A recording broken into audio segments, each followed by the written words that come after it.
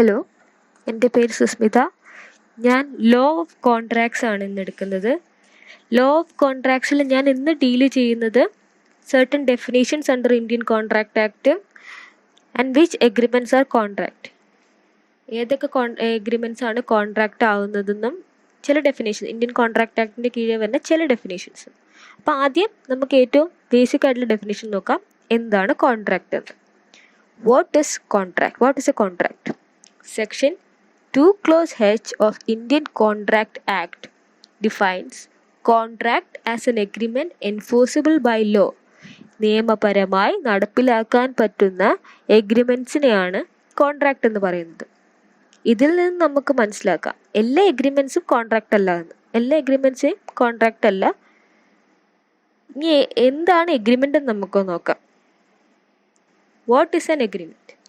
Section 2 Clause E of Indian Contract Act defines it as every promise and every set of promises forming the consideration for each other is an agreement.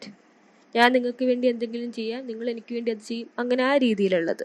അപ്പോൾ ഈ ഡെഫിനേഷനിൽ ആദ്യം ഈ promise എന്താണെന്ന് നമുക്ക് നോക്കാം. Specify ചെയ്തിരിക്കുന്ന promise എന്താണെന്ന് നമുക്ക് നോക്കാം. പ്രോമിസിന് ഡിഫൈൻ ചെയ്തിരിക്കുന്നത് section 2 Clause Bയിലാണ്. According to Section 2 Clause B, when the person to whom the proposal is made signifies his assent thereto, the proposal is said to be accepted. A proposal, when accepted, becomes a promise. അതായത് ഞാൻ നിങ്ങളുടെ അടുത്ത് ഒരു നിർദ്ദേശം വെക്കുകയാണ്. നിങ്ങളത് സമ്മതിക്കുകയാണെങ്കിൽ സമ്മതിച്ചു കഴിഞ്ഞാൽ അത് ഒരു പ്രോമിസാകും. ഈ നിർദ്ദേശം വെക്കുന്ന ആൾ പ്രോമിസറും അത് സമ്മതിക്കുന്ന ആൾ പ്രോമിസിയുമാകും. അത് സെക്ഷൻ 2 Clause Cയിലാണ് പറഞ്ഞിരിക്കുന്നത്. The person making the proposal is called promisor. The person accepting the proposal is called promisee. ഇനി നമുക്ക് എന്താണ് ഈ പ്രപ്പോസൽ എന്ന് നോക്കാം. പ്രപ്പോസൽ എന്ന വാക്ക് ഓഫർ എന്ന വാക്കും കോൺട്രാക്ട് ലോയുടെ കീഴിൽ ഒന്നാണ്. അതായത് word proposal is an equivalent term for offer under English contract act. Indian ലോയിൽ ഓഫർ എന്നതിന് പകരം പ്രപ്പോസലാണ് ഡിഫൈൻ ചെയ്തിരിക്കുന്നത്. ഈ സെക്ഷൻ 2A സെക്ഷൻ 2 Clause Aയിലാണ് പ്രപ്പോസൽ ഡിഫൈൻ ചെയ്തിരിക്കുന്നത്.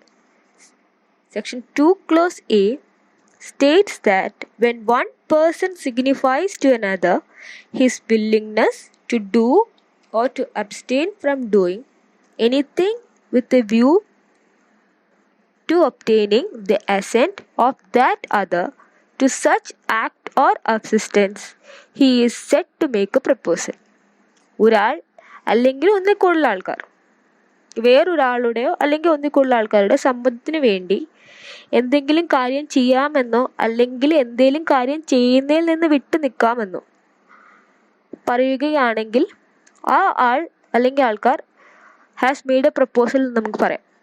The person making the proposal is called the proposer or offerer. The person to whom the proposal is made, ആരുടെ സമ്മതത്തിന് വേണ്ടിയാണോ പ്രപ്പോസൽ വെക്കുന്ന ആ ആളെ പ്രപ്പോസി അല്ലെ ഓഫറി എന്ന് പറയും. ഇനി സിമ്പിൾ ടേംസിൽ നമുക്ക് എഗ്രിമെൻ്റ് എന്താണെന്ന് ഇപ്പോൾ ഒരു സമ്മറി എടുക്കാം. അതായത് ഓഫർ പ്ലസ് ആക്സെപ്റ്റൻസ് ആണ് എഗ്രിമെൻറ്റ്. ഇനി നമുക്കൊരു ഇലിസ്ട്രേഷൻ നോക്കാം. A offers to B his scooter for a sum of rupees 50,000. A offers to sell his scooter to B for a sum of rupees 50,000. B accepts the offer and pays rupees 50,000 to A, and A gives the scooter to B. It is said that there is a valid agreement between A and B. Here A is the offerer and B is the offering. അപ്പോൾ ഇവിടെ A അയാളുടെ scooter 50,000 രൂപയ്ക്ക് ബിക്ക് വിൽക്കാമെന്ന് പറഞ്ഞു. B അത് സമ്മതിച്ച് 50,000 രൂപ കൊടുക്കും. അപ്പോൾ A ബിയുടെ അടുത്തൊരു ഓഫർ വെച്ചേക്കുന്നതാണ്. അപ്പോൾ A ഓഫററും ആക്സെപ്റ്റ് ചെയ്തത് അല്ലെങ്കിൽ ആരുടെ സമ്മതത്തിന് വേണ്ടിയാണോ ഓഫർ വെച്ചത് അതാണ് ബി ഓഫറിയുമാകും. അവിടെ ഒരു വാലിഡ് എഗ്രിമെൻ്റ് ഉണ്ട് ബിറ്റ്വീൻ A ആൻഡ് B എന്ന് പറഞ്ഞു. അപ്പോൾ എല്ലാ എഗ്രിമെൻറ്റ്സും കോൺട്രാക്റ്റ് അല്ല എന്ന് നമ്മൾ പറഞ്ഞു. All agreements are not contract. But all contracts are agreement. ഒരു കോൺട്രാക്റ്റ് ഫോം ചെയ്യണമെങ്കിൽ അവിടെ ഒരു എഗ്രിമെൻറ്റ് വേണം. പക്ഷെ എല്ലാ എഗ്രിമെൻറ്റും കോൺട്രാക്റ്റ് ആവില്ല. അപ്പം ഏതൊക്കെ എഗ്രിമെൻറ്റുകളാണ് കോൺട്രാക്റ്റ് ആകാത്തത്? അത് സെക്ഷൻ 10 ഓഫ് ഇന്ത്യൻ കോൺട്രാക്ട് ആക്ടിലാണ് പറഞ്ഞേക്കുന്നത്. What agreements R contract? ഏതൊക്കെ എഗ്രിമെൻറ്റ്സ് ആണ് കോൺട്രാക്റ്റ് ആകുന്നത്? Section 10 of the Indian Contract Act states that all agreements are contract if they are made by the free consent of parties competent to contract for a lawful consideration and with a lawful object, and are not hereby expressly declared to be void. Nothing herein contained shall affect any law in force in India and not hereby expressly repealed, by which any contract is required to be made in writing or in the presence of a witness, or any law relating to the registration of documents. ഇതിൻ്റെ അകത്ത് നമുക്ക് essential elements of A valid contract identify ചെയ്യാം ഈ section 10 നിന്ന്. അതിൻ്റെ അകത്ത് ആദ്യം consensus അഡൈഡം, free consent. പിന്നെ രണ്ടാമത് കോമ്പീറ്റൻസി ഓഫ് ദി പാർട്ടീസ്. മൂന്നാമത് ലോഫുൾ കൺസിഡറേഷൻ ആൻഡ് ഒബ്ജക്റ്റ്. നാലാമത് വോയിഡ് കോൺട്രാക്ട്സ്. അഞ്ചാമത് ഇൻ റൈറ്റിംഗ്. ഇതിൻ്റെ അകത്ത് ആദ്യം കൺസെൻസസ് അഡൈഡം എന്താണെന്ന് നമുക്ക് നോക്കാം.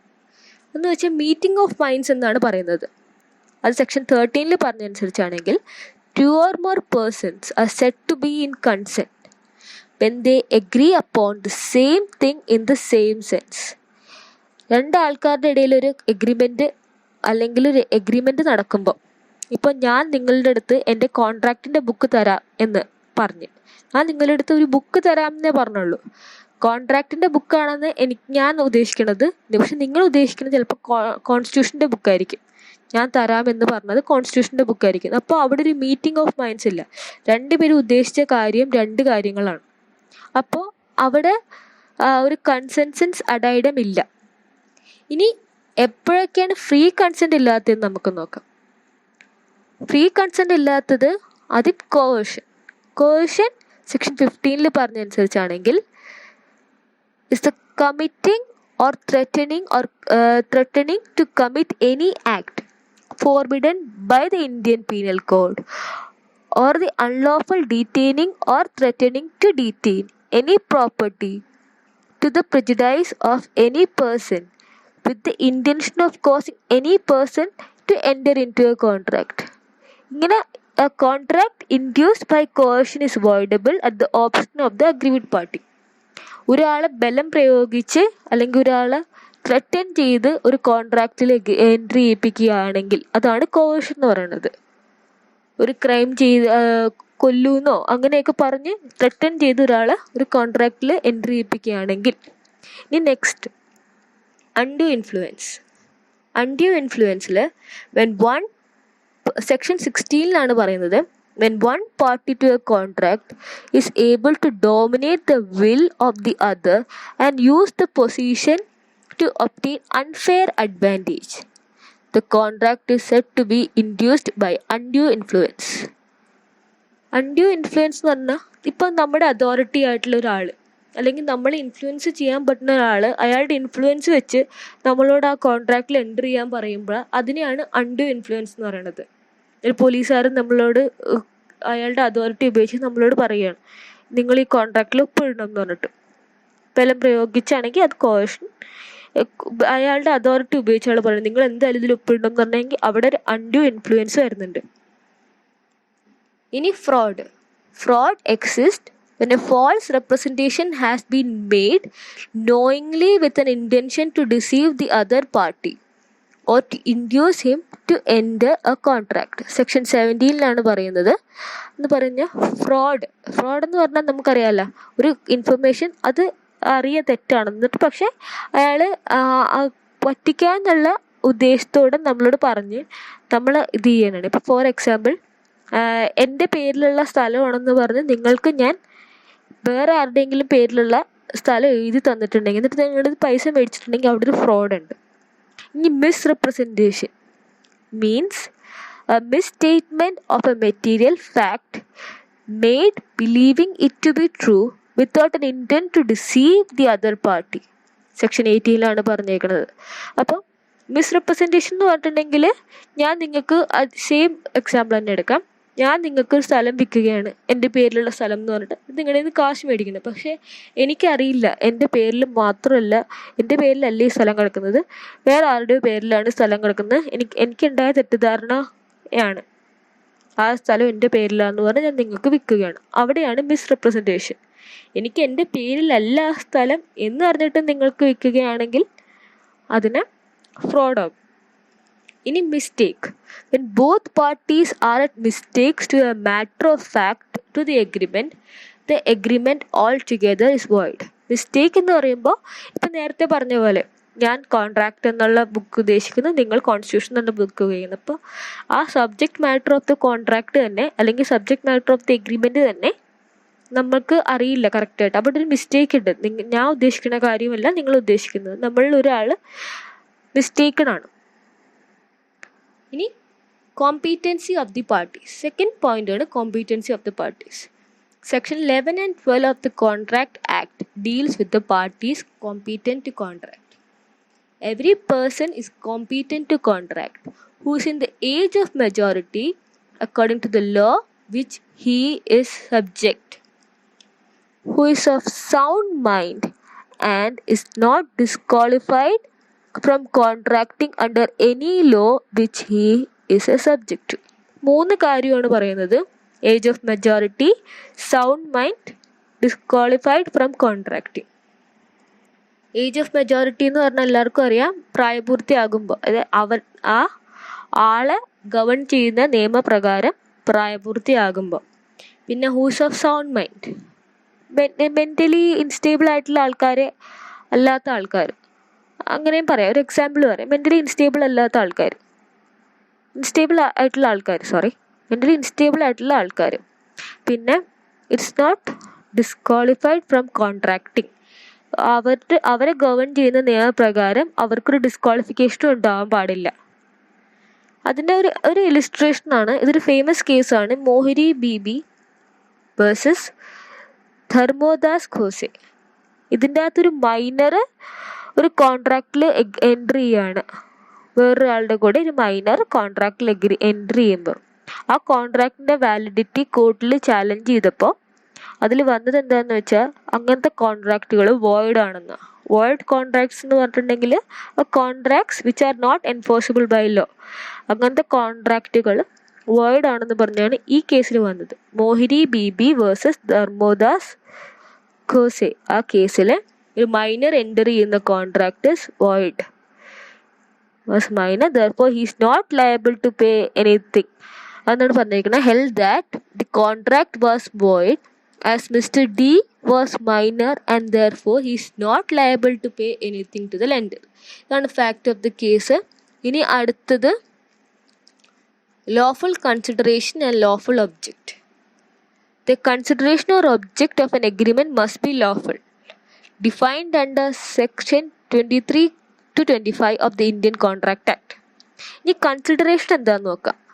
Consideration is defined as when at the desire of the promisor, the promisee or any other person has done or abstained from doing or does or abstain from doing or promises to do or abstain from doing something, such act or subsistence or promise is called a consideration for the promise.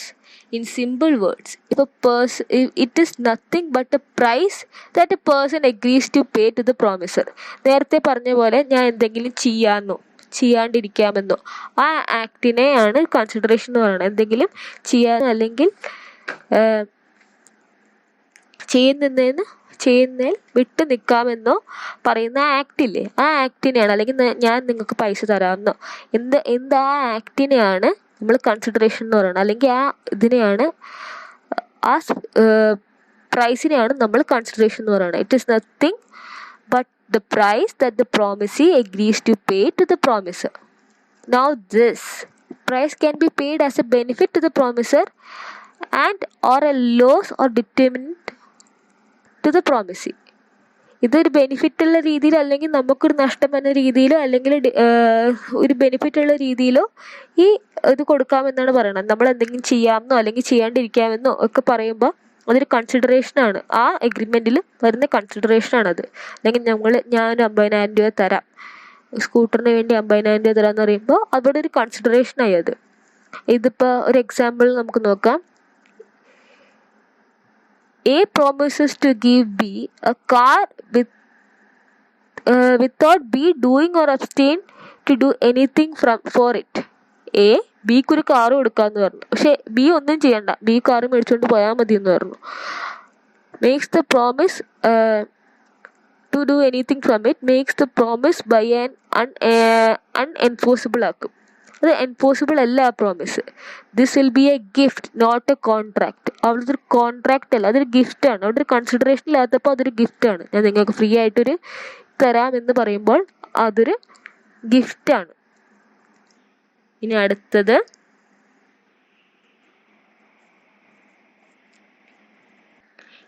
എന്തൊക്കെ consideration അല്ലെങ്കിൽ objects are lawful and what not, അത് section 23 പറഞ്ഞേക്കണം. ആദ്യത്തേത്, if it's forbidden by law. Law would also include rules, regulation, notifications, etc. under or issued under the authority given by a statute. ഈ law എന്ന് പറഞ്ഞാൽ include ചെയ്യുന്ന റൂൾസും റെഗുലേഷൻസും നോട്ടിഫിക്കേഷനൊക്കെ include ചെയ്യും. For example, A sold liquor without license to B. The sale is unlawful as the sale of liquor without license is forbidden by the law. That is, excise act പ്രകാരം liquor licence ഇല്ലാണ്ട് വിൽക്കാൻ പറ്റില്ല. അപ്പോൾ ഇത് ഒരു unlawful act ആണ്. ഇത് hence A cannot recover the price. അപ്പോൾ ഒരു എക്ക് ഇനി ബിയുടെ അടുത്തുനിന്ന് പൈസ കിട്ടാമെന്ന് പറഞ്ഞ് കോടതി വന്നിട്ടുണ്ടെങ്കിൽ അത് എൻഫോഴ്സിബിൾ അല്ല. കാരണം എന്താണ്? It's forbidden by law. ഇനി അടുത്തത്, if it defeats the provision of any law. അടുത്തത് ഫ്രോഡുലൻ്റ് ആയിട്ടുള്ള, നമ്മൾ നേരത്തെ പറഞ്ഞു ഫ്രോഡുലൻ്റ് ആയിട്ടുള്ള object or consideration of an agreement ആണെങ്കിൽ അതും എഗ്രിമെൻറ്റ് ഫ്രോഡ് ആണെങ്കിൽ അപ്പോഴും എൻഫോഴ്സിബിൾ അല്ല. ഇനി അടുത്തത്, if it involves or implies injury to a person or property of another. വേറൊരാൾക്ക് നഷ്ടം വരുന്ന രീതിയിലുള്ള ഒരു കാര്യത്തിനെ പറ്റിയാണ് എങ്കിലും അത് കൺസിഡറേഷൻ അല്ലെങ്കിൽ ഒബ്ജക്റ്റ് എങ്കിൽ അവിടെ എൻഫോഴ്സിബിൾ അല്ല. പിന്നെ അതിനെ കോർട്ട് ഇമ്മോറലോ ഓർ ഒപ്പോസ്റ്റ് പബ്ലിക് പോളിസി ആയിട്ട് കോർട്ട് കരുതുകയാണെങ്കിൽ, if the court regards it as immoral or opposed public policy. ഒരു എക്സാമ്പിൾ പറയാം. X gave ₹10,000 to Y, a married woman, to obtain a divorce from her husband. X agrees to marry when divorce taken. Divorce കൊടുത്തു കഴിഞ്ഞിട്ടുണ്ടെങ്കിൽ X വൈനെ കല്യാണം കഴിക്കാമെന്ന് പറഞ്ഞ് 10,000 രൂപ കൊടുത്ത് divorce മേടിക്കാൻ പറഞ്ഞു. അത് അങ്ങനത്തെ ഒരു X could not recover the amount. ആ എമൗണ്ട് എക്സിന് റിക്കവർ ചെയ്യാൻ പറ്റൂല. കാരണം ഇതൊരു ഇമ്മോറൽ കോൺട്രാക്റ്റ് ആണ്. അത് കോടതി, ഇത് ഇമ്മോറൽ കോൺട്രാക്റ്റുകൾ കോടതി if court regards it as immoral or opposed to public policy ആണെങ്കിൽ അത് എൻഫോഴ്സിബിൾ അല്ല. ഇനി വോയിഡ് കോൺട്രാക്ട്സ് എന്താണെന്ന് നോക്കാം. An agreement must be expressly declared void. അത് എക്സ്പ്രസ്ലി ഡിക്ലെയർ ചെയ്യപ്പെടണം അത് വോയിഡ് ആണെന്ന്. ഈ വോയിഡ് എന്ന് പറഞ്ഞാൽ എന്താണ്? The term void is defined in section 2 clause G. An agreement not enforceable by law is said to be void. നിയമപ്രകാരമായി enforce ചെയ്യാൻ പറ്റുന്ന അല്ലാത്ത എഗ്രിമെൻറ്റ്സിന് നമ്മൾ വോയിഡ് ആയിട്ടാണ് പറയുന്നത്. Section 2 clause J states that a contract which ceases to be enforceable by law becomes void when it ceases to be enforceable. When a contract is shown to be void, it does not create any legal right. ഒരു legal right, ഒരു void കോൺട്രാക്റ്റിൽ legal റൈറ്റും ഇല്ല. ആ word കോൺട്രാക്റ്റിൽ entry ചെയ്തേക്കുന്ന പാർട്ടീസിൽ ഒരു legal റൈറ്റും ഇല്ല. ഇനി ഏതൊക്കെ കോൺട്രാക്റ്റുകളാണ് എക്സ്പ്രസ്ലി ഡിക്ലെയർഡ് വോയിഡ് എന്ന് നോക്കാം. Some examples: agreement by or with persons incompetent to contract. നേരത്തെ പറഞ്ഞ പോലെ സെക്ഷൻ 10-11 അതിൽ പറഞ്ഞ പോലെ ഈ മൈനർ അതേപോലെ തന്നെ ഇൻസെയിൻ ആയിട്ടുള്ള ആൾക്കാരുടെ കൂടെ എൻ്റർ ചെയ്യുന്ന കോൺട്രാക്റ്റ് അത് വോയിഡ് ആണ്. Agreement entered in through a mutual mistake. ഒരു മ്യൂച്വൽ മിസ്റ്റേക്ക്, ഒരു ബൈലാറ്ററൽ മിസ്റ്റേക്കിൽ ഇപ്പം നമ്മൾ രണ്ടുപേരുടെ മിസ്റ്റേക്കിൽ ഒരു എഗ്രിമെൻറ്റിലെത്തി, ആ എഗ്രിമെൻറ്റ് എൻഫോഴ്സിബിൾ അല്ല, അത് വോയിഡ് ആവും. ഇനി അടുത്തത് object or consideration is unlawful. Consideration of or object is partially unlawful without consideration. Consideration important ആണ്. ഒരു എഗ്രിമെൻ്റ് കോൺട്രാക്റ്റ് ആണെങ്കിൽ കൺസിഡറേഷൻ ഇമ്പോർട്ടൻ്റ് ആണ്. അപ്പോൾ കൺസിഡറേഷൻ ഇല്ലെങ്കിൽ ആ agreement is not enforceable by law. ഇനി ആ കൺസിഡറേഷൻ അൺലോഫുൾ ആണെങ്കിലോ അല്ലെങ്കിൽ പാർഷ്യലി അൺലോഫുൾ ആണെങ്കിൽ കൂടെ അത് നോട്ട് എൻഫോഴ്സിബിൾ ബൈ ലോ ആണ്, ഇറ്റ് ഈസ് വോയിഡ്. ഇനി റിസ്ട്രെയിൻ ഓഫ് മാരേജ് എന്ന് വെച്ചാൽ every agreement in restrain of marriage of any person other than A minor is void. ഒരാളെ ഒരു കല്യാണത്തിന് റിസ്ട്രെയിൻ ചെയ്യുന്ന രീതിയിലുള്ള എഗ്രിമെൻ്റ് ആണെങ്കിൽ, ഒരാളുടെ അല്ലെങ്കിൽ വേറൊരാളുടെ കല്യാണത്തിന് റിസ്ട്രെയിൻ ചെയ്യും എന്ന് വെച്ചാൽ നിയന്ത്രിക്കുന്ന രീതിയിൽ, ഒരാളുടെ കല്യാണത്തിനെ നിയന്ത്രിക്കുന്ന രീതിയിലുള്ള എഗ്രിമെൻറ്റുകൾ അത് വോയിഡാണ്, അത് മറ്റൊരാളുടെ ഡിസിഷൻ. അതുപോലെ restrain of trade, every agreement by which a person is restrained from exercising a lawful profession, trade or business of any kind is to an extent void, is to that extent void എന്ന് പറഞ്ഞിട്ടുണ്ടെങ്കിൽ ഒരാളുടെ പ്രൊഫഷനെ അല്ലെങ്കിൽ അയാളുടെ ട്രേഡിനോ ബിസിനസ്സിനോ നിയന്ത്രിക്കുന്ന രീതിയിലുള്ള എഗ്രിമെൻറ്റ്സും വോയിഡായിട്ടാണ് കൺസിഡർ ചെയ്യുന്നത് ടു ആൻ എക്സ്റ്റെൻറ്റ്.